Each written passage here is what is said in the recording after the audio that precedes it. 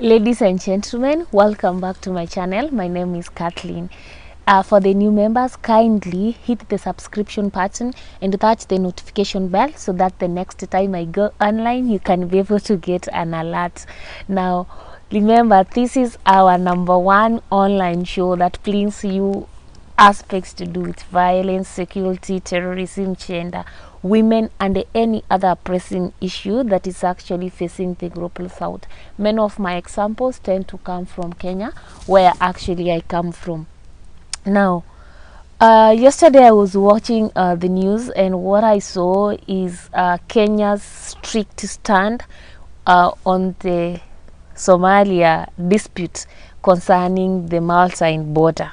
Wale ambao wanafikiria ya kwamba hatuko tayari kulinda mipaka yetu wajue hiyo ni ndoto. Sisi tuko tayari kufanya vile inatakana kuhakikisha kwamba nchi yetu inabaki vilivyo.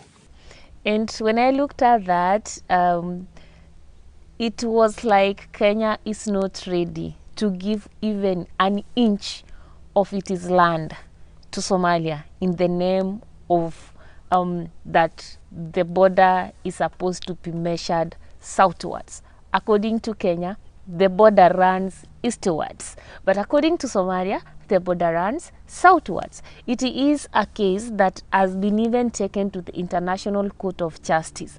And as things are right now, we are waiting to see what the International Court of Justice says concerning this case. The question is Kenya going to win or is Somalia going to win?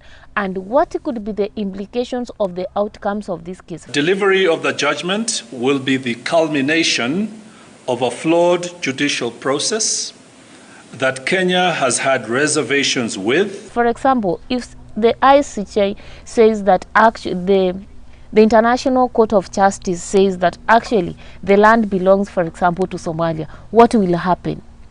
Or if they say the land belongs to Kenya, what will happen between these two countries? And for me, actually, I'm not a person of international relations and diplomacy. And maybe, please, you can keep flinging your comments and make us understand how in Africa, when we are looking at the borderlines, the maritime borderlines, how are the borders in Africa defined? Is the maritime borderlands defined southwards or eastwards? That one we should be able to get. And if this border is going to be said that it's defined eastwards, does Kenya have then any claim of another border or of any maritime territory from any of its neighbors? Because I'm trying to think loudly, what will be the outcome of that? If they say the border is going to be defined eastwards, are we going to have other countries coming up and saying, no, you know, now this country has our territory, this country has our, and it's going to be a series of cases. And another thing that I'm actually highly concerned is that the Kenya-Somalia territorial dispute is not a new one. It started way back in 1967. And when this is the time we had the Shifter Wars, and actually there was a fight that led to the people being killed.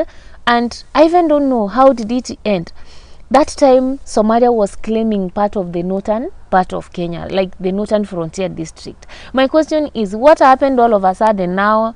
The dispute has changed to the maritime territory, or to the waters. Like, what part of Kenya actually belongs to Somalia? We really need to understand. Is it the northern frontier district? Is it the is it the maritime territories?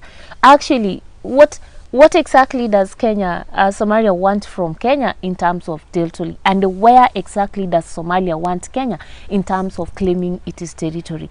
And I also realized that actually the Kenya-Somalia thing, it's a malvested one.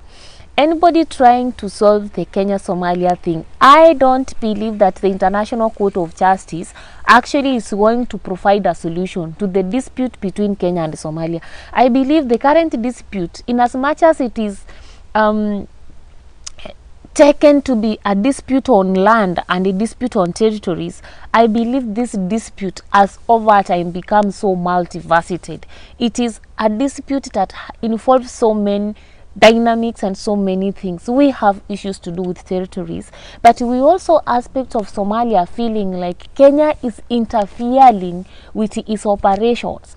We have some parts of Somalia that feel that KDF in Somalia are actually interfering with the sovereignty of Somalia. So I'm like, when we talk about solving the Kenya-Somalia dispute, it is something that has to be holistic, and honestly, a legal approach is not going to be the only approach. There are failed diplomatic ties. Remember, there's a time that some few months ago, the two countries had like closed embassies on each other.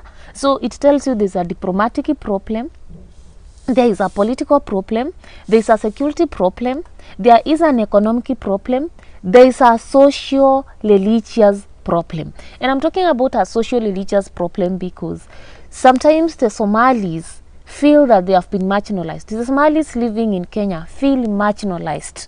They feel victimized. They feel marginalized. They feel always stereotyped as violent actors, as Al-Shabaab, as supporters of Al-Shabaab, and so forth. So you see, these are so many things that actually need to be worked on. And basically, going to solve the dispute, whether it is border related or not, in the International Court of Justice, I don't think that is going to provide a solution. And another thing that I'm really worried about is when Kenya is so like it is so strict, it has given it its stand that actually at no point they are going to allow any country to take even an inch of its territory. And we have seen in the recent past the operations of the president in terms of feasting these navies, the army, giving them even the unique flags and so forth. We saw the drilling, the military drilling at Mboni forest, and remember Mboni is very proximate to Somalia. That is the same forest that many times the Al-Shabaab who have actually attacked Mpeketoni and the coastal part of Kenya have always come through and have always run out through the same forest. So when we saw all those happening, can we say that maybe Kenya is warming up for a military confrontation with Somalia? And if it comes to that particular side, or it comes to that particular position, what could be the outcome? What will the international community do? Will we have some countries supporting Somalia and some countries supporting Kenya? And are we going to have kind of a third world war being bred from the Kenya-Somalia conflict? Because I understand there are those countries that are supporting Somalia, and there are those countries that will definitely support Kenya. And I'm talking about European superpowers, all European countries. So my question is, what is it going to be? Is it going to be messy? Is it going to be dirty? Are we going to have mediators actually come forward and help solve the Kenya-Somalia dispute? Are the two countries ready? And when I'm talking about the two countries, this year we are looking at the two presidents at the moment and the dignitaries, because they need to sit down. Countries are territories. Like, we have territories, but we have people who make decisions concerning these countries, and those are the people we are looking at. So my big call to the international community is that solving the Kenya-Somalia dispute actually does not need legal approach alone. We need a lot of multi-vested or multidisciplinary approach to solving this problem. The experts of international relations and diplomacy, please drop your comments in the chat box. We really need to know what's up, what's not up, what do we expect, what do we not expect. Please, tuchanueni. Thank you so much.